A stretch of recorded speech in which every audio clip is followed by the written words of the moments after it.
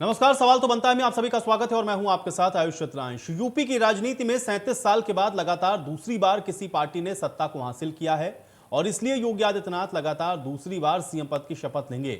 अब 25 मार्च 2022 को शाम 4 बजे Atal Bihari Vajpayee international cricket stadium में होने वाले इस कार्यक्रम में प्रधानमंत्री नरेंद्र मोदी, गृह मंत्री अमित शाह, रक्षा मंत्री राजनाथ सिंह, बीजेपी अध्यक्ष जेपी नड्डा और कई बीजेपी शासित राज्यों के मुख्यमंत्री शामिल होंगे। विधानसभा चुनाव में प्रचंड जीत के साथ लौटे योगी आदित्यनाथ के शपथ ग्रहण समारोह को ऐतिहासिक बनाने के लिए बीजेपी लगी हुई है और इसके लिए पार्टी के स्तर पर जो पत्र है वो भी तैयार कर लिया गया है। शपथ ग्रहण समारोह में आने वालों को अपने वाहनों पर पार्टी का झंडा लेकर आने को कहा गया है। वहीं प्रशासन की ओर से 60,000 से अधिक की भीड़ को देखते हुए तैयारियां भी की गई हैं। साथ ही योगी आदित्यनाथ के शपथ ग्रहण के साथ योगी कैबिनेट को लेकर के भी चर्चाएं खूब हैं। खबर यह है कि इस बार यूपी में 2 ही डिप्टी सीएम होंगे। सहयोगी दलों के भी 2-2 मंत्री बनाए जाएंगे। साथ ही कई नए चेहरों को भी योगी मंत्रिमंडल में शामिल किया जा सकता है। अब चर्चा यह भी है कि योगी सरकार पार्टी के शपथ ग्रहण समारोह में केंद्र और राज्य सरकार की योजनाओं के लाभार्थियों को भी बुलाया जाएगा, क्योंकि बीजेपी का मानना है कि इस बार की जीत में लाभार्थियों की भूमिका अहम रही है। इस शपथ ग्रहण समारोह में लखनऊ सहित आसपास के जिलों के लाभार्थियों को आमंत्रित किया जाएगा और इसमें विशेष रूप से महिला लाभार्थी भी होंगी। तो यानी कि तस्वीर साफ है कि योगी आदित्यनाथ के शपथ ग्रहण से सूबे में सीधे सीधे सियासी संदेश देने की भी कोशिश की जाएगी।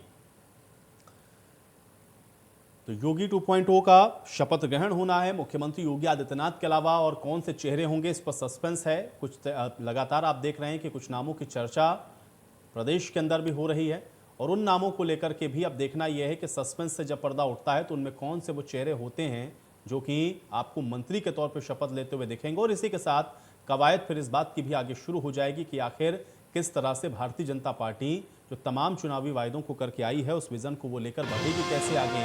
और चूंकि अभी 2024 में लोकसभा का भी चुनाव होना है तो क्या नजर और निगाहें उस पर भी होंगी। ये तमाम ऐसी चीजें हैं जो कि इस शपथ ग्रहण समारोह और उसके बाद से ही आपको देखने को मिलेंगी और इसलिए सबकी निगाहें इस पर लगी हुई हैं, क्योंकि सबसे बड़े सूबे में जहां से सीधे तौर पर लोकसभा के चुनाव में भी एक बड़ा प्रभाव रहता हो, उस पर निगाहें लोगों की लगी हैं कि आखिर यहां से जो रणनीति या फिर यहां से जो संदेश सियासी तौर पर देने की कोशिश है उसके मायने क्या होने वाले हैं और आने वाले समय में वो आपको किस तरह से दिखेंगे भविष्य के अंदर 2024 का जब लोकसभा का चुनाव होना है। तो समय अभी 2024 के लोकसभा चुनाव में अब ज्यादा नहीं है, क्योंकि अगर राजनीतिक लिहाज से आप इसको देखेंगे तो इतना समय बहुत ज्यादा आप नहीं कह सकते और इसलिए हर एक चीज को बहुत ही बारीकी से विश्लेषण करने के बाद आप देख रहे हैं कि उसकी जो तैयारियां हैं वो की गई हैं और यहां से जो संदेश होगा वो बहुत महत्वपूर्ण रहने वाला है। और अब देखना यह है कि यहां से क्या 2024 का जो सियासी संदेश है वो भारतीय जनता पार्टी के द्वारा दिया जाएगा और क्या ये बिल्कुल तय हो जाएगा, ये सेट हो जाएगा कि 2024 के अंदर भी जो संदेश भारतीय जनता पार्टी यहां से दे रही है वो चुनाव के अंदर कितना महत्वपूर्ण रहने वाला है उसके लिए, और अन्य पार्टियों की भी भूमिका और इसके बाद क्या होगी, विपक्ष इसको किस तरह से देखेगा, ये बहुत महत्वपूर्ण और अहम सवाल अभी इसी के साथ जुड़े हुए हैं।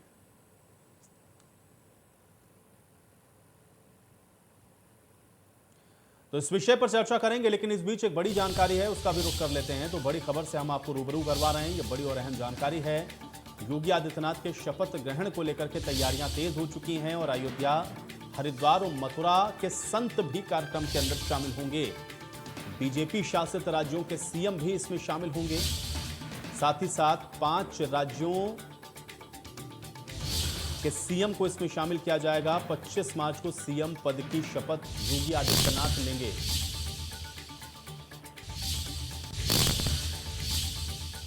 बड़ी जानकारी और बड़ी खबर आप तक हम पहुंचा रहे हैं। योगी आदित्यनाथ के शपथ ग्रहण को लेकर के तैयारियां तेज हैं।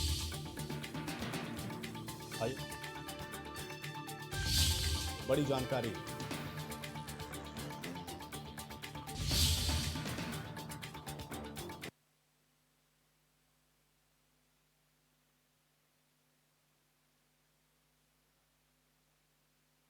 करके तैयारियां तेज हो चुकी हैं और तस्वीरें हम आपको दिखा रहे हैं जहां पर आप देख सकते हैं कि जो तैयारियां हैं वो बिल्कुल अपने अंतिम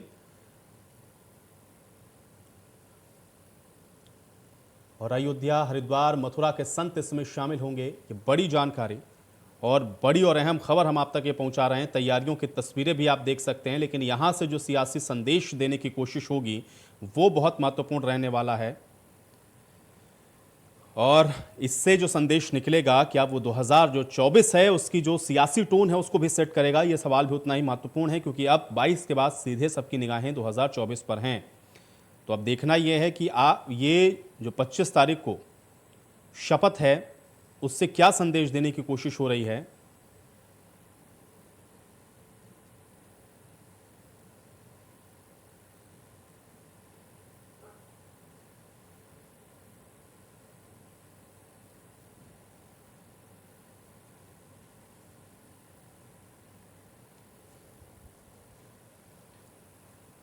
तो योगी आदित्यनाथ के शपथ ग्रहण को लेकर के तैयारियां तेज हैं। तस्वीरें हम आपको इसलिए दिखा रहे हैं क्योंकि आप देखें ये वही कान्हा स्टेडियम है जहां पर मुख्यमंत्री योगी आदित्यनाथ एक बार फिर से मुख्यमंत्री पद की शपथ लेंगे। लेकिन यहां से जो संदेश दिया जाएगा, चूंकि जो जानकारी हम आप तक पहुंचा रहे हैं, अयोध्या, हरिद्वार, मथुरा के संत लाभार्थी शामिल होंगे, महिलाएं बड़ी संख्या में लाभार्थियों से यहां पर मौजूद रहेंगी और इसके अलावा जो भी बीजेपी शासित राज्य हैं वहां के मुख्यमंत्रियों की भी मौजूदगी यहां पर रहेगी। बीजेपी के सभी बड़े नेता मौजूद रहेंगे, खुद प्रधानमंत्री समेत। तो इसी से आप अंदाजा लगाइए कि कितना अहम रहने वाला है ये शपथ ग्रहण का कार्यक्रम। और अब देखना यह है कि यहां शपथ ग्रहण समारोह के कार्यक्रम से जो संदेश है वो किस तरह से देने की कोशिश भारतीय जनता पार्टी के द्वारा हो रही है। और आज हम भी इसी पर चर्चा करेंगे कि योगी आदित्यनाथ के इस शपथ ग्रहण के साथ ही क्या 2024 की जो सियासी टोन है वो सेट होगी और यहां से जो संदेश जाएगा उसके मायने क्या हैं और किस तरह से इसको देखा जाए, आज इसी पर चर्चा करते हैं। फिलहाल 3 बेहद खास मेहमान मेरे साथ जुड़े हैं, उनका परिचय आपके साथ करवा देते हैं। विजय खैरा जी हमको ज्वाइन कर रहे हैं, प्रवक्ता है भारतीय जनता पार्टी के। विजय खैरा जी, बहुत स्वागत है आपका इस चर्चा में। दिलीप यशवर्धन जी हमारे साथ जुड़ रहे हैं, राजनीतिक विश्लेषक हैं। दिलीप यशवर्धन जी, आपका भी बहुत स्वागत है इस चर्चा में। और अशोक यादव जी हमारे साथ जुड़े हुए हैं, पूर्व मंत्री रहे हैं समाजवादी पार्टी सरकार में। अशोक यादव जी, आपका भी स्वागत है। खैरा जी, आपसे ही चर्चा की शुरुआत करेंगे क्योंकि 25 तारीख को सबकी निगाहें हैं कान्हा स्टेडियम पर कि जो शपथ ग्रहण समारोह है वो किस तरह से और कितना खास रहने वाला है। लेकिन क्या ये माना जाए कि यहां से अब आगे का जो संदेश है वो भी भारतीय जनता पार्टी के द्वारा दिया जाएगा, क्योंकि तैयारियां और जिस तरह से लोगों को आमंत्रित किया जा रहा है वो साफ तौर पर इस बात को दिखा रहा है। विजय जी, आपका पहला रिएक्शन मैं चाहूंगा इस पर। जब हमको एक भारी जीत हासिल हुई है, मिली है, जनता ने विश्वास जताया है हमारे ऊपर, उस पर हम पहले भी 5 साल खरे उतरे हैं, इसीलिए दोबारा हमको अच्छे वोटों से फिर जिताया है। जनता ने अपना विश्वास दिखाया। आपने देखा होगा पिछले 30 वर्षों में पहली बार ऐसा हुआ है कि कोई सरकार दोबारा सत्ता में आई हो। इसका मतलब पिछली सरकारें ठीक से काम नहीं कर पाई और तुरंत हमारे से जो पिछली आई थी उसने तो बिल्कुल ही नहीं किया। लेकिन अब जो समारोह का सवाल है, ये सवाल यह है कि एक आम जनता, एक आम लोग वो भी देखें जिन्होंने बड़े उत्साह होकर भारतीय जनता पार्टी में विश्वास जताया है, मोदी योगी के नेतृत्व में विश्वास जताया है, चाहते वो भी देखें कि आज उनकी मेहनत की वजह से जो आपने सेवक चुने हैं वो सेवक आपकी कसौटी पर फिर से खरे उतरेंगे। ये वादा करके वो ईश्वर का नाम लेके ये नया दूसरी पारी शुरू करना चाहते हैं। यही मुख्य कारण था कि आम लोग को उसमें इन्वॉल्व किया जाए ताकि हम भी अपनी जिम्मेदारी समझें, हमारी पूरी कैबिनेट समझे, हमारे विधायक समझें कि इतनी बड़ी जनता ने हमको भेजा है। आज खुशी से वो हमें आशीर्वाद देंगे, हम उस आशीर्वाद को बनाए रखें, ये दोनों तरह से हमें उत्साह भरेगा। ये मुख्य कारण।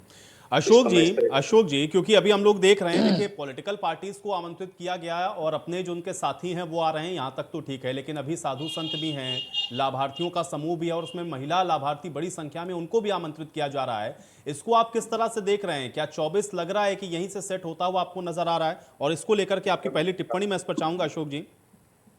देखिए, अभी आपने कहा कि साधु संत इकट्ठे हो रहे हैं, आपने कहा कि लाभार्थी इकट्ठे हो रहे हैं, लेकिन आज सुबह हमारा ठीक था, मुझे लगता डिबेट में बुलाएंगे आप, तो मैंने कुछ और सोच रखा था।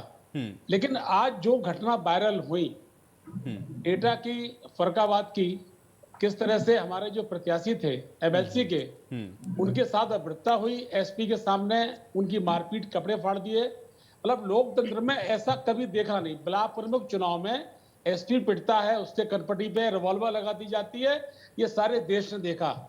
इसके बाद देखिए, आप लोग ना दिखाएं, आजकल तो वीडियो का जमाना, आजकल तो मोबाइल का जमाना है। मोबाइल के जरिए से पूरे देश ने देख लिया है कि भाजपा देखिए अशोक जी, शासन मैं आने ऐसी के बात बाद- कभी कहता नहीं हूं, लेकिन बड़ी माफी के साथ मुझे कहना पड़ेगा, शायद आप उस चर्चा में मेरे साथ नहीं थे। 5 बजे ही हमने इस पर पूरी चर्चा की है, बाकायदा सारे विषयों को लेकर के। इसलिए ऐसा आप मुझे नहीं कम से कम कह सकते हैं, बाकी किसने क्या किया इसकी जिम्मेदारी मैं नहीं ले सकता। चलिए देखिए, ऐसा है नहीं, हमारा तो ये था कि भाई ये सरकार बनी है, हम बधाई देंगे, कुछ अच्छी बातें करेंगे, लेकिन मन इसलिए टूट गया, अच्छा लगा, खराब लगा कि हमारे, देखिए कुछ बातें तो होती छोटी मोटी, लेकिन प्रत्याशी जो बड़े पहले से एमएलसी हैं, उनको पकड़ना, उनको खींचना, उनके साथ जो अभद्रता हुई है सबने देखा है।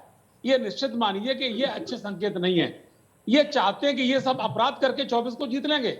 हम आपसे एक बात कहते हैं कि जब इनकी ये शपथ ग्रहण होगी तो उन तमाम कप्तानों को बुला के सम्मानित करने का काम भी करना, जिनके नेतृत्व में हमारे समाजवादी पार्टी के प्रत्याशी के पर्चे छीने गए हैं, जिनकी मारपिटाई की गई, जिनकी बेइज्जती की गई है।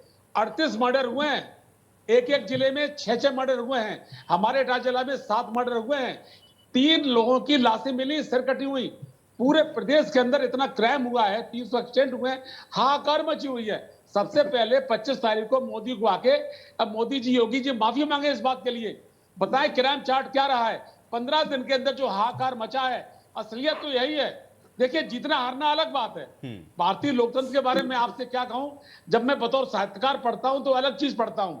एक हमारी बड़ा, मैंने लाल किले पढ़ी, 4 पंक्तियां आपको सुना देता हूं अगर आप आदेश करें तो। जी 4 पंक्तियां लाल किले से पढ़ी थी मैंने कि जर जमी गैरों की देखी तो मचल जाते हैं, जर जमी गैरों की देखी तो मचल जाते हैं, वक्त के साथ करीने से बदल जाते हैं, और क्या करिश्मा है सियासत की दुकानें में शो, खोटे सिक्के भी यहां शान से चल जाते हैं।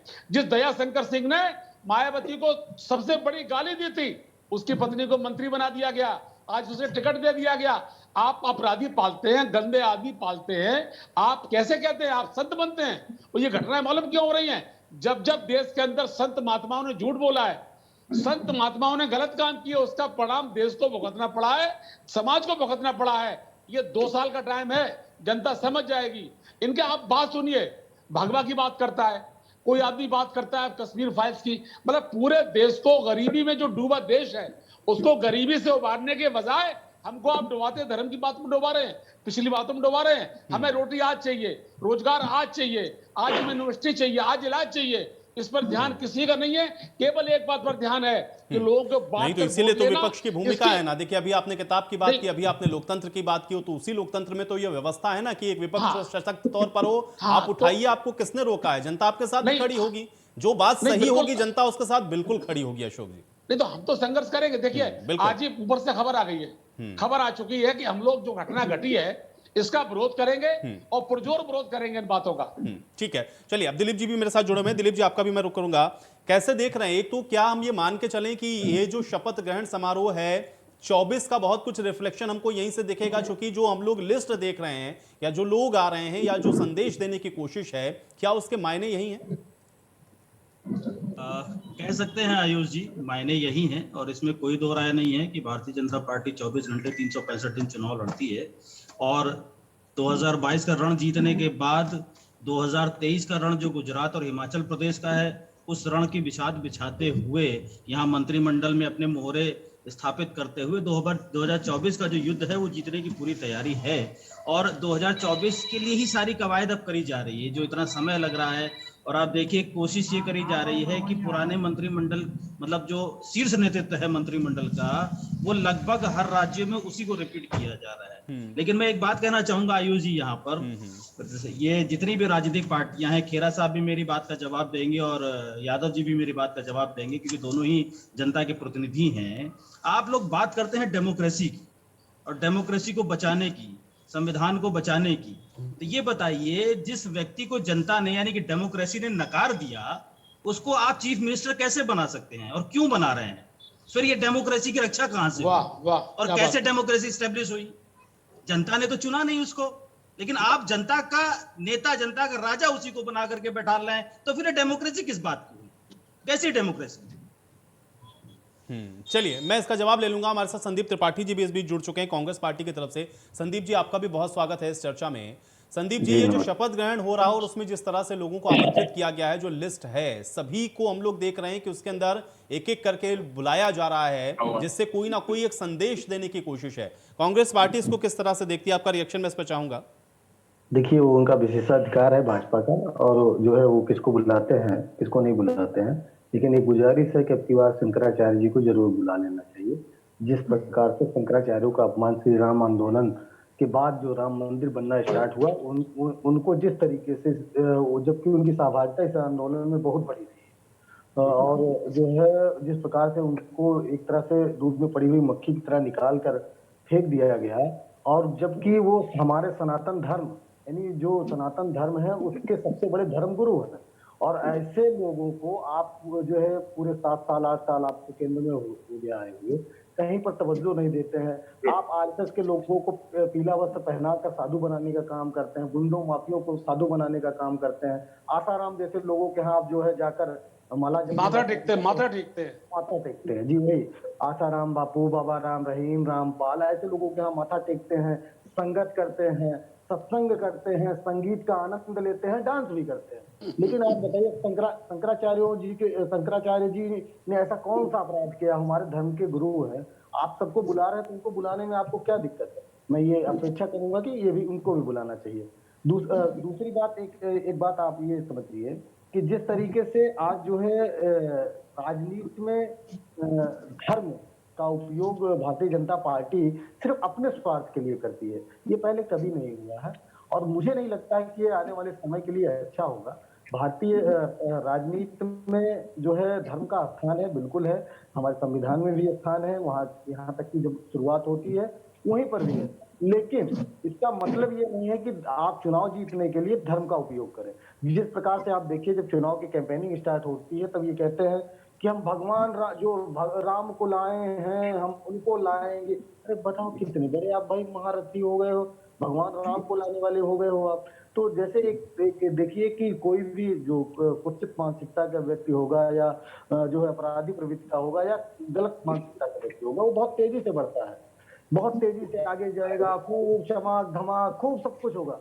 लेकिन जब वो बिजनेस होता है तो उसका कोई नाम लेने वाला नहीं होता है। मैं ये सलाह देता हूँ भाजपा के मित्रों को कि कृपया आप उस श्रेणी में मत रहिए। नहीं, जिस तरह अटल बिहारी वाजपेयी जी का लोटा आपने घुमाया चुनावी समय में, उसी तरह ऐसे लोटा चुनावी समय में आपके चेले चपाटे घुमाते रहेंगे, और आपका नामो निशान जिस तरीके से आपने खुद अटल बिहारी वाजपेयी जी को पोस्टर से फेंक दिया है, आज बाहर निकाल कर फेंक दिया है, उसी तरह आप भी गायब हो जाएंगे। आप इस राजनीतिक शुचिता को बनाए रखिए। राजनीति में जो है जो आदर्श है, जो आपने वादे किए हैं, जिसके आधार पर जनता ने चुना है, उसको पूरा करिए। आपने जो पिछला जो मैनिफेस्टो था वो आप कहते हैं कि इतना पूरा किया, उसमें बहुत सारे चीजें हैं, 15,000 आदर्श विद्यालय। चलिए, कई बातें आपने यहाँ पर कहीं, मुझे लग रहा है कि बहुत ज्यादा लेंदी हो जाएगा, फिर सवाल का जवाब भी आ नहीं पाएगा। विजय खैरा जी जवाब दीजिए। दिलीप जी ने जो बात उठाई कि भाई देखिए, जो हार गया अगर आप उसको चेहरे के तौर पर रखेंगे तो ये संविधान का कैसे आप लोगों ने जो है पालन किया? देखिए, इस बात का उत्तर देना अति आवश्यक है, नहीं तो ये हमेशा कंफ्यूजन इसी तरह बना रहेगा। पहली बात तो ये है कि संविधान में इसकी व्यवस्था है। जब संविधान बनाया गया था उसमें इस बात का प्राविधान है, हारने और जीतने के बारे में नहीं लिखा है। 6 महीने के लिए किसी को भी इस पद पर बनाया जा सकता है, और 6 महीने के अंदर उसको चुना जाना होगा, जनता का विश्वास जीतना होगा। अगर नहीं जीतता है तो हट जाएगा। लेकिन मैं समय स्पष्ट कर दूं, मनमोहन सिंह जी लोकसभा के चुनाव हारे थे, उन्हें प्रधानमंत्री कांग्रेस पार्टी में। गलत बात। अरे खैरा जी, कब कौन सा नहीं, कोई चुनाव नहीं हारे, मेंबर आजका बनाया गया था, मेंबर को कभी चुनाव लड़े नहीं है। अरे आपसे, आप तो बड़े वरिष्ठ हैं भाई खैरा जी। खैरा जी आप झूठ में बोले, बड़े। 1 मिनट सुनिए, फिर जवाब दीजिएगा। सुन लो। सुनिए, दिल्ली से, नई दिल्ली कॉन्स्टिट्यूएंसी से हारे थे, साउथ दिल्ली कॉन्स्टिट्यूएंसी से, मुझे अच्छी तरह याद है। एक बात, अरे सुनो तो पहले पूरी बात। अरे सर सुनिए, हाँ एक सेकंड संदीप जी सुन लीजिए, पहले एक एक करके बोलें, एक एक करके बोलें तो ज्यादा बेहतर है। एक एक करके। चुनाव में नहीं आ रहे थे, तत्कालीन चुनाव में नहीं आ रहे थे। अच्छा, दूसरी बात, शिवराज पाटिल जिस दिन हार के आए थे लोकसभा, 48 घंटे के अंदर होम मिनिस्टर बनाए गए थे। दे जवाब भाई, अब त्रिपाठी भाई दे जवाब, दो। शिवराज देखिए, पाटिल खैरा जी, 48 घंटे के अंदर हमने गृह ये मंत्री नहीं कहा कि भारत ऐसी के। व्यवस्था नहीं है। आप पहली बात आप समझिए। डॉक्टर विजय खेरा से बात कर रहे हैं। सुनिए, इंसाइक्लोपीडिया हूँ, इंसाइक्लोपीडिया। अरे मेरी बात सुनिए, जवाब, अच्छा, अरे मतलब- त्रिपाठी सुन लो, सुनिए। त्रिपाठी सुनिए, सुन लो जवाब दो। अभी सुन लो, बात सुन लो। जवाब है मेरे पास। हाँ, दूसरी हाँ, बात सुन लो। ये तो मैं दे रहा एक हूँ बात हुआ। फिर इन्हें जवाब देना है तो ये कह दें, अगर इस टीवी पे शिवराज पाटिल को तीसरे दिन नहीं बनाया गया था, मैं आपसे हाथ जोड़ के माफी मांग के अलग हो जाऊंगा। बोल के देना आप। दूसरी बात सुनिए अब आप। अरे, ये क्या अब आप जवाब सुनेंगे अब आप? सुनिए आप। अभी ये कह रहे थे सुनिए। अब इनका जवाब है, अभी आपका तो रह गया। अभी ये कह रहे थे अशोक यादव जी, समाजवादी पार्टी वाले, कि जिसने गाली दी मायावती जी को फलाना बना दिया। ये याद करें कि समाजवादी पार्टी ने उनके कत्ल की कोशिश की थी, जिसकी एफआईआर दर्ज हुई थी, जिसने मायावती जी ने बाद में उन्हें माफ किया, और इस चुनाव में वो पछताएं कि उन्होंने ऐसी पार्टी को क्यों माफ किया, और उसका नतीजा देख लिया। प्रूफ नहीं था, मायावती कोई को- प्रूफ नहीं था इस बात का। दूसरी नहीं, बात कोई सुनिए आप। तीसरी ये कह रहे थे कि गरीबों की बात कर रहे थे। अरे गरीबों का खून किसने चूसा है ये तो पता है। सत्ता में आने के बाद 5 साल किसने जमीनें लूटी, इसी को बताने की जरूरत नहीं। तो जनता ने उसका जवाब आपको दे दिया। अभी देख लिए अखिलेश जी अभी भी हार पचा नहीं पा रहे हैं। क्या कह रहे हैं, हमें बुलाएंगे तो भी हम शपथ में नहीं जाएंगे। अरे जाओ न जाओ, तुम्हारी मर्जी, बैठो घर में। तुम विधानसभा भी मत जाना, लोकसभा भी नहीं, मत जाना। 15 दिन के ये पाप है ना, इसलिए आपने ऐसे अखिलेश भाई ने तब भी बोला था जब वैक्सीन बन के आई थी कि वैक्सीन नहीं लगवाऊंगा, ये तो बीजेपी की है, हा कर रहे थे, और फिर लगवाई। इनका कहीं कहीं कोई धर्म ईमान है बात करने का? ये लोग नेतृत्व करेंगे देश और प्रदेश का। जो लोग इस तरह करते हैं, वैक्सीन है मैं जाऊंगा, अरे हार पचाइए, जनता ने हारा है, फिर प्रयास कीजिएगा। लेकिन वो एक समारोह है जिसमें आपको जाना चाहिए। आप प्रदेश की एक बड़ी पार्टी के नेता, पूर्व मुख्यमंत्री हैं, आपके मुंह से शोभा देता है कि हमें बुलाएंगे तो हम नहीं जाएंगे। अरे नहीं जाएंगे तो आप मत जाइए, आपकी मर्जी है, मैं जवाब दे देता हूँ। मत जाइए। अब सुनिए, मैं जवाब दूंगा, मैं जवाब दूंगा। प्लीज थोड़ा एक सेकंड पहले, हाँ पहले अशोक जी, पहले अशोक जी, हाँ आप जरूर अवश्य जवाब दीजिए। अच्छा, देखिए पिछले बार जब शपथ हुई थी, प्लीज। शंकराचार्य जी को बुला रहे हैं कि नहीं बुला रहे हैं, ये बात तो आपने बताई नहीं है। अरे त्रिपाठी सुनिए, अभी अभी डिबेट चलेगी। अरे ठीक है, चलिए एक सेकंड संदीप जी, और शंकराचार्य को बुलाएंगे कि नहीं बुलाएंगे देख लेंगे भाई, थोड़ा इंतजार करिए एक खैरा जी सेकंड। बताएंगे। और ये नहीं बुलाएंगे तो आपकी जहां सरकार बनेगी वहां बुला लीजिएगा, ठीक है? लेकिन अभी सुनिए पहले अशोक जी। हाँ सुनिए, मेरी बात सुनिए, मेरी बात हम सुनिए बुलाते नहीं, हम लोग जाते हैं। अरे देखिए, शांति देखिए, डिबेट को अच्छा बनाइए। देखिए, मैं खैरा जी, आप बड़े बूढ़े, आपका सम्मान करता हूँ। मैंने कुछ बोला क्या नहीं, कुछ नहीं कहा, सही कहा। अब मेरी बात सुनो। अखिलेश जी ने क्या किया? अरे अब मेरी बात सुनो आप। पिछले बार जब शपथ 19 मार्च को हुई थी, उसमें माननीय मुलायम सिंह जी गए थे, अखिलेश जी गए थे, सबको बधाई दी थी, सबके फोटोज भी हैं। लेकिन तब दूसरी बात थी, तब अखिलेश जी का शासन काल का 5 साल का शानदार काल था, और उम्मीदें ये थी कि 5 साल ये भी बेहतर करेंगे, ये सोच के वो गए थे। और इस बार भी उनका प्रोग्राम था। अभी वो 2-3 दिन यहाँ रहे थे, सैफएम साथ थे उनके। लेकिन ये लगातार जो पूरे प्रदेश में जिस तरह से कत्लेआम मच गया है, जिस तरह से हमारे एमएलसी के लोगों को मारा पीटा जा रहा है, नेताओं को, हमारे जो एमएलसीज हैं उनको पुलिस के सामने घसीटा जा रहा है, कपड़े फाड़े जा रहे हैं। इसके बाद तो मेरा ही मन हुआ था कि वो न जाए। देखिए, पाप करेंगे तो मैं आपके पास नहीं खड़ा हूंगा। आप अच्छा शासन चलाइए, मैं आपके पास खड़ा हूंगा। मैं एक सवाल आपसे करता हूं, कोई ठिकाना मिले इनको? ये एकाना स्टेडियम क्या है? जब तक शपथ होगी इसकी 25 मार्च तक, तब तक अखिलेश जी का नाम लोगों के मुंह पे आएगा। ये किसका बनाया स्टेडियम है? तो दुनिया का सबसे शानदार स्टेडियम है। कहीं शपथ की जगह नहीं मिलती है, तब एकाना स्टेडियम जाते हैं। किसने बनाया था ये? जब इसका नाम बदल के रखा है अटल बिहारी वाजपेयी, तब मैंने मालूम है इकोनॉमी क्या होता है। इकोनॉमी होता है विष्णु भगवान, उनके नाम से बनाया अखिलेश जी का स्टेडियम। आज शपथ लेने वहां पहुंच गए वो, जहां आपने देखे जो आरोप लगाए। छोटी छोटी बातें अगर आप शुरू करेंगे तो 2-4 घंटे भी कम है। ये जो 15 दिन, देखिए 12 दिन आज गुजरे हैं, 12 दिन में जो कुछ भी प्रदेश के अंदर हुआ है, इतना भयावह हुआ है, इतना ज्यादा गलत हुआ है, चारों तरफ अफरा तफरी मची हुई है। इसलिए अखिलेश जी निर्णय लिया होगा। मैंने अभी उनकी सुनी नहीं बात, आप ही बता रहे हैं। लेकिन मेरा ये पशल मानना नहीं आना चाहिए। जब जनता परेशान है, कार्यकर्ता दुखी है, जब कार्यकर्ता पिट रहा है, एमएलसी पिट रहे हमारे पुलिस के सामने, जब लगातार कप्तान पिट रहा, पुलिस पिट रही है, तो उनको ऐसे शासन में नहीं बिल्कुल ठीक है। और लेकिन अशोक जी, मैं फिर वही कहूंगा, विपक्ष को तो इन सारी परिस्थितियों के लिए बिल्कुल तैयार रहना चाहिए, और विपक्ष की भूमिका ही है। और आप इस बात को अगर उठाएंगे तो मुझे लगता है कि जनता बिल्कुल आपके साथ आएगी। मैं दिलीप जी का भी रुख करता हूं। दिलीप जी, क्योंकि जो सवाल आपने उठाया जो काउंटर अभी कर रहे थे यहाँ पे खैरा साहब, क्या आपको लग रहा है ये सही है? नहीं, बिल्कुल नहीं सर। खैरा साहब ने बहुत ही स्मार्टली उसका जवाब दे दिया और पासिंग का पार्सल करके अपनी बात को खत्म कर दिया कि उन्होंने भी किया था, उन्होंने भी किया था, उन्होंने किया। मैंने तो ये सवाल सारी राजनीतिक पार्टियों से किया था, मैंने भाजपा से नहीं किया था। मैंने भाजपा से भी किया था, सपा से भी किया था और कांग्रेस से भी किया था कि ये डेमोक्रेसी कैसे हुई। जब आप पहली शपथ लेते हैं एमएलए या मिनिस्टर बनने पर, तो आप उसमें कहते हैं कि मैं भारत के संविधान के प्रति फेथफुल और निष्ठावान रहूंगा। तो ये कैसा फेथफुल और निष्ठावान हुआ? जिस संविधान ने आपको, जिस जनता ने आपको मौका ही नहीं दिया, जनता ने आप चुना ही नहीं, आपको नकार दिया। मैं मानता हूँ ये लॉ में प्रोविजन है, लेकिन ये लॉ बनाया किसने? राजनीतिक पार्टियों ने ही तो बनाया और अपने फायदे के लिए बनाया। अगर आप वाकई में डेमोक्रेसी की बात करते हैं तो ये लॉ हटा दीजिए। जिसको जनता ने नकार दिया, जो जनता से हार गया, ये तो अब आपकी पॉलिटिकल पावर है। उस पॉलिटिकल पावर को इस्तेमाल करके आपने लॉ बना दिया, उस लॉ का इस्तेमाल करके आपने मुख्यमंत्री बना दिया, मंत्री बना दिया। ये डेमोक्रेसी नहीं है। और ऐसे बहुत सारे प्रोविजंस हैं खैरा साहब, जो कॉन्स्टिट्यूशन में कानून है, उनकी कानूनी मान्यता है, मैं जानता हूं, लेकिन वो सोशल प्रिंसिपल्स पे खड़े नहीं उतरते हैं। और उसमें से एक ये भी कानून है जो सोशल प्रिंसिपल पे खड़ा नहीं उतरता है, जिसको जनता ने नकारा, उसको आप जनता की कमान संभालने की इजाजत दे रहे हैं। ये टोटली अनकॉन्स्टिट्यूशनल है। लेकिन आप लोगों ने उसको लॉ बना रखा है, तो बना रखा है, वो चल रहा है। और ये जवाब इन्होंने लॉ के परिवी में जवाब दे दिया खेरा साहब ने, वो सही कह रहे हैं, तो मैं भी जानता हूँ। बट मेरा सवाल ये है कि क्या ये वास्तव में डेमोक्रेसी है?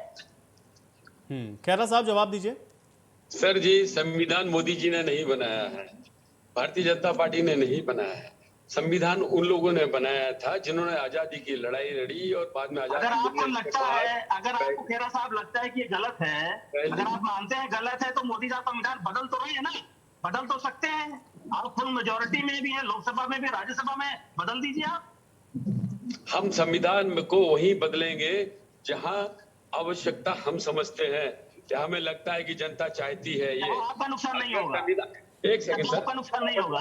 जनता तो यही चाहती है सर, जनता तो यही चाहती है। जनता ने चाहा तभी तो नकार दिया। अगर आपने कोई बात उठाई है तो उस बात पर मैं आपके जगह जवाब देने के लिए बैठा हूं, तो मुझे जवाब दे दीजिए। चलिए आप अपनी बात कह लीजिए। आवश्यकता होती है तो ये संविधान नहीं रखा। इसके कारण 6 महीने के अंदर आपको चुन के द्वारा आना होगा।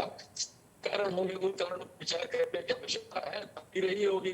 लेकिन उतना सब डिस्कस करने के बाद कई साल तक जब उन्होंने संविधान बनाया है, हम तो उससे अलग नहीं हट सकते। संविधान के दायरे में भी हुआ मंत्री भारत सरकार तक के बनाए गए प्रधानमंत्री तो, और कई बार ऐसा हुआ है। ऐसा नहीं उत्तर प्रदेश में पहले मुख्यमंत्री बने थे, वो हार गए थे, वो इस्तीफा दे दिया था। अगर वो नहीं जीतते हैं जनता का विश्वास, तो जाएंगे।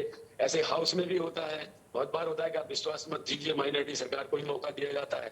अगर वो जीत जाते हैं तो ठीक है, नहीं सरकार मिट जाती है। अगर वो जीतेंगे, जनता विश्वास जताएगी, तो रहेंगे मुख्यमंत्री। इस्तीफा दे देंगे तो व्यवस्था उससे बाहर नहीं गए हम कभी। बाकी दूसरी बात है, अलग है।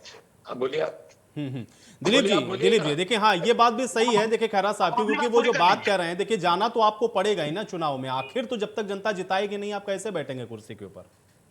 नहीं आयुष जी, फर्क है। पहली बात तो खेरा साहब ने कही कि अगर जनता बदलाव चाहेगी तो हम बदल देंगे। तो जनता अपना बदलाव कैसे जताएगी? जनता को 5 साल में एक बार मौका मिलता है बदलाव जताने का। जनता ने बदलाव बता दिया कि हम इस नेता को पसंद नहीं करते। अब जनता कैसे बताएगी? जनता के पास कानूनी अधिकार कहाँ है? आपके पास तो ये कानून है कि साहब नेता हार गया तो हम 6 महीने के अंदर कहीं से जिता के लाके उसको मुख्यमंत्री और मंत्री बना देंगे। जनता के पास ऐसा कौन सा अधिकार है? ऐसा कौन सा कानूनी प्रावधान है संविधान के अंदर? पहली चीज। दूसरी चीज, इसमें जनता का नहीं होता है। अगर आप राज्यसभा से या एमएलसी बना दो, चुने हुए प्रतिनिधियों के वोट से बनता है, और बड़ा फर्क है। और चुने हुए प्रतिनिधि हमेशा पार्टी की लामबंदी से होता है। ये तो ये बड़ा फर्क है, ये डेमोक्रेसी नहीं है। चलिए, उत्तराखंड में तो कम से कम विधान परिषद नहीं है, इसलिए वहां तो डायरेक्ट जाना ही पड़ेगा चुनाव में। एक मिनट जी, ये बात 1 सेकंड में क्लियर। बार से ज्यादा अमेंड हो चुका है। जब जैसी जरूरत लगी है तब तब अमेंड किया गया है। चलिए अब मैं सुन लेते हैं। हाँ ठीक है, सुनते हैं 1 सेकंड। खैरा साहब थोड़ा सा डिस्टर्बेंस भी हो रहा है, मुझे लग रहा है शायद आप ट्रैवल कर रहे हैं। खैरा साहब, अगर थोड़ा सा संभव है तो अगर आप थोड़ा सा कहीं रुक जाएं तो मुझे लगता है नेटवर्क प्रॉपर आएगा। मैं कर रहा हूं, अब मुझे थोड़ा मौका दीजिए। हाँ सर, आ रहा हूँ। 1 सेकंड पहले खैरा जी की बात हो जाए। अशोक जी मैं आपके पास आता हूँ इसके बाद। खैरा साहब, मैं खाली इतनी बात कह रहा हूँ, ये आपकी गलतफहमी है कि एमएलसी चुन के नहीं आते हैं, डायरेक्ट तो यहाँ पर प्रेसिडेंट ऑफ इंडिया भी चुना जाता है, और गवर्नर शासन भी 6-6 महीने के लिए लगता है, वो कोई चुना हुआ गवर्नमेंट नहीं होती है, वो भी लगता है। इसलिए इस बात को उठाया जाना अगर आप समझे तो मैं तो उचित नहीं, राष्ट्रपति जो देश का मालिक है उसको भी डायरेक्ट जनता नहीं चुनती हिंदुस्तान के संविधान में, और ना ही यहाँ पर डायरेक्ट कभी गवर्नर चुना जाता है, लेकिन गवर्नर भी शासन चलाता है प्रदेश का 6 महीने के लिए। तो अगर 6 महीने के लिए ये प्राविधान किसी और के लिए भी दिया गया है तो मैं नहीं समझता इसमें कोई गलती संविधान में। बाकी आपकी व्यक्तिगत राय है, आप इसको भले डेमोक्रेटिक के ऑफेंसिव समझते हो, पर मैं समझता हूँ अगर गवर्नर चला सकता है 6 महीने, जो कई बार आईएएस भी होते हैं, कई बार जनता प्रतिनिधि होते हैं, कई बार हारे हुए लोग भी बनते हैं गवर्नर, तो क्यों नहीं चला सकता है दूसरा कोई भी नेता जिसको नेतृत्व की क्षमता हो और 6 महीने में जो जीत के आ सकता है। अगर उसमें विश्वास जताया तो मैं नहीं समझता। ठीक है, चलिए, हाँ ठीक है दिलीप जी, मैं आऊंगा, पहले भी एक बार अशोक जी। हाँ अशोक जी क्या कहना चाह रहे हैं? एक लाइन का जवाब है आयुष जी, एक लाइन का जवाब है। गवर्नर और प्रेसिडेंट इसलिए चलाते हैं तब डेमोक्रेसी नहीं होती है, इसलिए उनको सरकार चलाने का मौका दिया जाता है। वो डेमोक्रेटिक गवर्नमेंट नहीं होती है खेरा साहब, ना तो प्रेसिडेंट रूल और ना गवर्नर का रूल, वो डेमोक्रेटिक गवर्नमेंट नहीं होती है। डेमोक्रेसी नहीं होती है इसलिए उनको मौका दिया जाता है, बहुत फर्क है दोनों में। ठीक है, चलिए अशोक जी। हाँ देखिए, मैं हमेशा पसंद करता हूं कि एक पत्रकार अवश्य होना चाहिए, और पत्रकार भी बड़े खुले दिल का, जैसे हमारे दिलीप जी हैं, ये खुले दिल के पत्रकार लगते हैं। कई बार हम बैठ के मैं पत्रकार नहीं हूं, मैं पॉलिटिकल एनालिस्ट हूं, पत्रकार नहीं हूं। सॉरी, हाँ वो एक ही बात मानता हूं मैं, आप जो निष्पक्ष हैं, आप किसी दल के नहीं हैं, हम तो किसी दल के हैं, लेकिन एक बात जरूर कहेंगे, अब चुनाव गुजर चुका है, कम से कम अब न कोई चुभन की बात करो, सिर्फ बेहतर वतन की बात करो। एक बार बड़ी मशहूर गजल का शेर है कि अब न कोई चुभन की बात करो, सिर्फ बेहतर वतन की बात करो। बेहतर वतन तब बनेगा जिस आदमी को जनता ने नकार दिया हो। भाई आपने सवाल सही उठाया, देखिए 30-40 साल 40-45 साल कुछ भी हुआ हो, लेकिन आज का वक्त बदल गया है। आज मीडिया का जमाना, इंटरनेट का जमाना है। आज एक आदमी अपने बुरी तरह से अपने क्षेत्र से हारता है, कहते हैं जिसके घर में पिटाई लगती है उसको बाहर इज्जत नहीं मिलती है। जिसके घर में पिटाई हुई है, पता नहीं कौन सा कारण है, कौन से उसमें लार लगे हैं, जो उसी को मुख्यमंत्री बना रही है क्या? दरअसल पर्दे के पीछे की दलाली है। धामी बड़े दलाल होंगे, क्योंकि ये भाजपा के पर्दे के पीछे दलालों की लंबी संख्या है। अडानी अंबानी क्या है, 700-700 गुना इनकी आमदनी बढ़ जाती है। आप क्या समझते हैं? मैं भी व्यापार करता हूं, एक का मैं 1.5 नहीं हो पाया 8 साल में, ये एक के 700 हो गए। तो पर्दे के पीछे के खेल हैं। धामी उससे कहीं ना कहीं मेंबर होंगे, वरना ऐसी क्या लेकिन मजबूरी अशोक है? जी भाई, ऐसा तो ये वाला जादू तो सारी पॉलिटिकल पार्टीज को आता हो, न जाने कितने नेता मंत्री मैं भी गिनवा दूंगा यहाँ पर, जिन्होंने पता नहीं कौन सा ऐसा बिजनेस किया जिससे उनकी संपत्तियां बढ़ी। भाई ठीक है, अब आप पर्सनली नहीं है, लेकिन आपकी पार्टी में भी बहुत सारे लोग हैं। नहीं देखिए, बात धामी तो फिर क्या मैं मानूं कि भाई क्या वो सब दलाली करके बना लिए क्या? अरे नहीं, देखिए नहीं, मैं सबके बारे में कह रहा हूँ, राजनीति का नहीं। मैंने जो भी शेर पढ़ा था, मैंने उसमें क्या कहा था, खोटे सिक्के भी यहाँ शान से चल जाते हैं, इसका आशय क्या था? देखिए, जब भी राजनीति में हम गंदे लोग शामिल करेंगे, हमें इसका दंड भुगतना पड़ेगा। ठीक है, देखिए अशोक जी, देखिए अब ये चर्चा यहाँ से दूसरी तरफ चली जाएगी, नहीं तो फिर वो तो सारी पॉलिटिकल पार्टीज के लिए ना। अशोक जी, आप भी निकाल लीजिए भाई, अपनी पार्टी में जो लोग ऐसे हैं उनको भी बाहर कर दीजिए, तो कम से कम दूसरे को आप आईना दिखा सकते हैं। दूसरे को आईना आप तभी दिखाएंगे जब आपका दामन खुद का बिल्कुल पाक साफ हो। जी, हमने इस बार ऐसी गलती की नहीं थी, कहीं भी किसी अपराधी को टिकट नहीं दिया, परिवार को टिकट नहीं दिया, किसी बाहुबली को टिकट नहीं दिया। भाई एक आदमी कितना कर सकता है? हमने अपनी पूरी कोशिश की थी, हमारी पार्टी साफ सुथरी हो, और हमारी पार्टी साफ सुथरी है। मैं आज भी शान से कह सकता हूं, और कुछ कमी होगी तो कमी को दूर करना पड़ेगा, हमारा मानना है। चलिए ठीक है, खैरा साहब से मैं एक रिएक्शन लेता हूं। खैरा साहब जी, आयुष जी। खैरा साहब, क्योंकि बार बार सवाल यहीं पर आके खड़ा हो रहा है कि ठीक है चलिए शपथ ग्रहण आप लोग कर रहे हैं, ठीक है, लेकिन अगर कोई हारे हुए कैंडिडेट को आप लोग मंत्रिमंडल के अंदर शामिल कर लेंगे तो ये भी तो एक तरीके का अपमान है ना मैंडेट का। ऐसा हम उस बहस को उचित नहीं समझते जो गैर संवैधानिक बात करे। संविधान कभी यथार्थ होता है, खैरा साहब, कुछ बातें यथार्थ होती हैं। हमारे समाज में शादियां होती हैं, आप जाके उनसे कार्ड मांगना, क्या आपने शादी कोर्ट में करी है? कुछ काम संविधान से अलग भी होते हैं, कुछ काम संविधान से नहीं होते हैं। हमारी शादियों में कहीं कोई कार्ड नहीं होता, उसमें कोर्ट से हमने शादी करी है, और शादी में जाके जश्न मनाते हैं। दिलीप जी ने सही सवाल उठाया है कि धामी जी को क्यों बनाया? नहीं, उन्होंने एक बात कही है, धामी जी क्यों है? आपको मैंने चलिए अब ये व्यवस्था तो देखिए अब रही है भाई, अब इस पर सवाल आप लोग उठाते रहिए।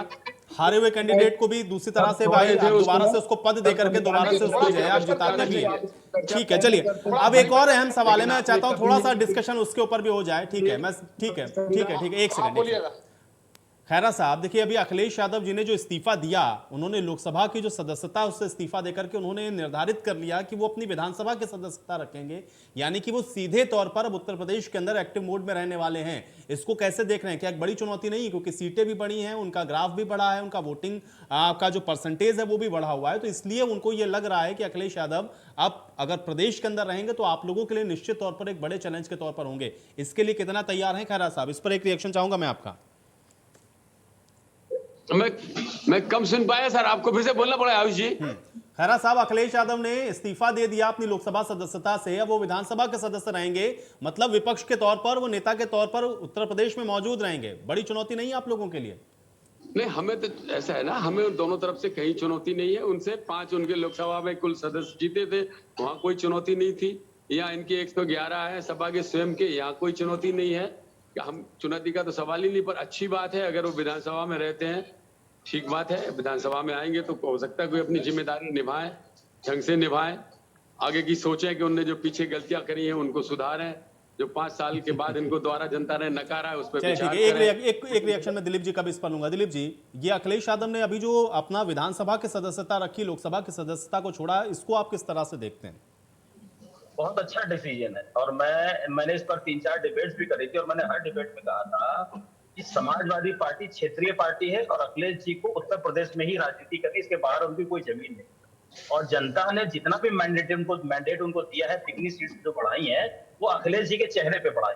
और अगर अखिलेश जी विधानसभा से इस्तीफा दे देंगे तो ये बहुत बड़ी बेईमानी हो जाएगी उत्तर प्रदेश की जनता के साथ, और उनकी राजनीति खत्म हो जाएगी। फिर वो 2027 में भी लौट के नहीं है, क्योंकि जब वो विधानसभा में बैठेंगे नहीं तो विधानसभा को या उत्तर प्रदेश के मुद्दों को आधिकारिक रूप से उठा नहीं सकते हैं।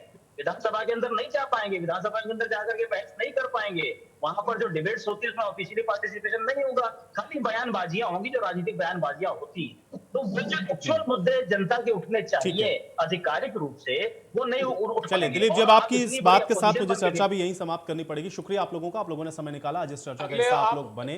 अब हालांकि अब देखना ये होगा, क्योंकि 2 तरीके से यहाँ पर जो महत्वपूर्ण बातें हैं वो ये, एक तो 2024 को लेकर के क्या इसको हम लोग सीधे तौर पर माने की तैयारियां हैं, और दूसरा ये है कि जो आज अखिलेश यादव ने अपना इस्तीफा दिया है उसके भी राजनीतिक जो परिणाम है वो आगे आने वाले समय में क्या होंगे, ये भी देखना उतना ही महत्वपूर्ण होगा। सवाल तो बनता है, मेरे साथ फिलहाल इतना ही।